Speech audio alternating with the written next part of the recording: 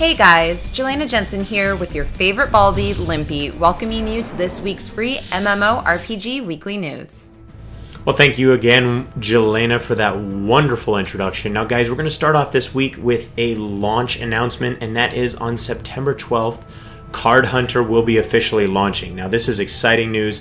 I did a first look for you guys a couple weeks ago in this game. This game is a ton of fun.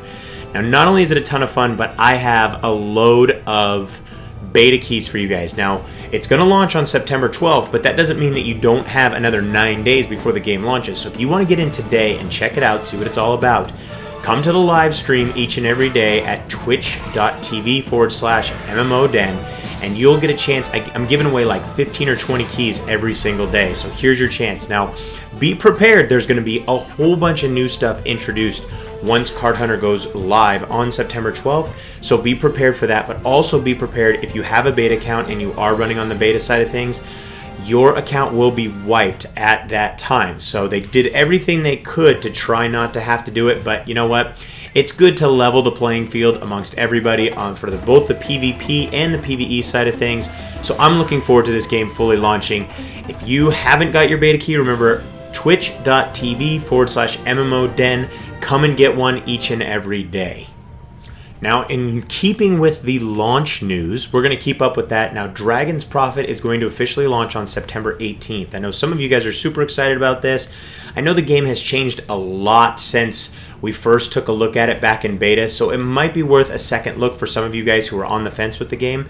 But the big thing that they're introducing is the Frontier system right now. Now, the Frontier system is set up to essentially create this PvP large-scale battle where thousands of guilds will basically participate across the different servers in massive PvP battles, and essentially whoever wins, they're going to be the ruling alliance, and they're going to earn the ability to regulate taxes, rental prices, take control of defensive towers, mining facilities, and even the monsters guarding the strongholds. So pretty cool system that they have in place, and I expect to see even more out of Dragon's Prophet as we continue towards that September 18th launch date. Now, are you guys still playing Dragon's Prophet? We would love to hear from you in the comments below. Tell us what about the game is a big allure for you and what you're looking forward to most with the launch coming on September 18th. Now, you know, we were talking about Card Hunter, which is a throwback to the old school style of gaming, but I also want to bring up another browser game, Pit of War. And this will really take you guys back. It gives you an opportunity to dive in as a stable manager of a stable of gladiators, essentially. You're going to train those guys, and they recently added the Gauntlet of the Underground to the game. And this is where players will actually compete in team-based combat against a variety of different enemies. And essentially, you're going to be able to look and find friends to team up with the all-new friend list, making it very easy to find those friends, team up with them, and also track their progress through the gauntlet.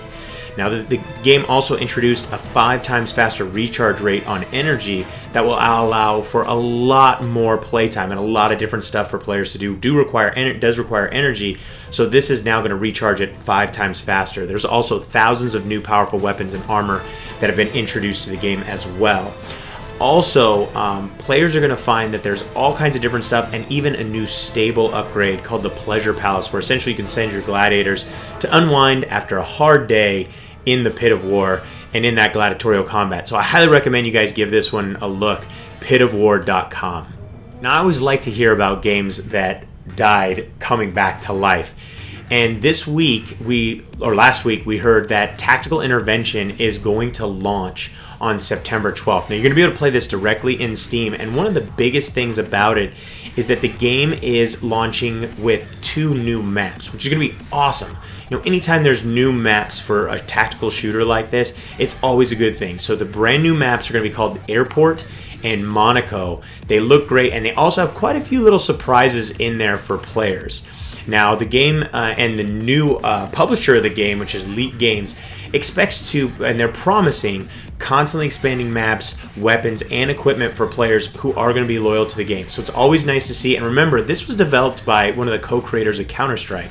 So we can expect a pretty decent gameplay. I just think that it wasn't set up properly. So let's hope that this second launch of the game really takes off, because I hate to see these games going away. So welcome back, Tactical Intervention. So a while back we heard about this game called Dirty Bomb and the development team, which is Splash Damage.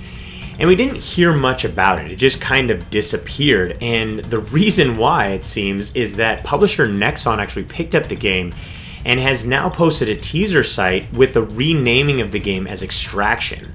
And so the publisher, Nexon, which is behind games like Combat Arms and many others, is going to be releasing the game in the near future. It's called Extraction, and you're going to be able to expect the same class-driven system in this shooter, and you're going to be able to head out into contaminated streets of London, basically ground zero for Extraction. Looks to be kind of interesting. So we're going to keep you guys abreast of news as we hear more about this one. But it's neat to see that the game that was announced, not launched, but announced, has not completely gone away. So keep your eyes peeled for more on Extraction as the weeks and months to come. Now, with all this launch news, it's actually really good that we're getting some information out of games that we've heard about, but there's not a lot on them just yet. So we found out last week that the military-themed MOBA game Mirka Lead is scheduled to launch later in 2013, but the first details came out about the first playable class in Mirka Lead, and that's the Recon. So they're going to possess the ability to essentially land some nice, precise blows from close range, and also launch attacks from the shadows, which is really kind of neat to see what the Recon's be able to do, kind of like your sniper style. Now, if you haven't paid attention and seen what Mirka Lead is all about, it's essentially going to be a MOBA, but a military-style MOBA that's going to require you to have line of sight, and you're going to have all kinds of different military units and stuff like that you're going to be able to play with. So really interesting take on military and strategy thrown into a MOBA style. But the Recon, which you see the video for in the background, is going to be able to also cut down his enemies using lethal ninja swords, lightweight automatic weapons, and he's going to be kind of tough to take down for any opponent. So it's going to be neat to see also how the other classes play out. So we'll have more information on those in the near future.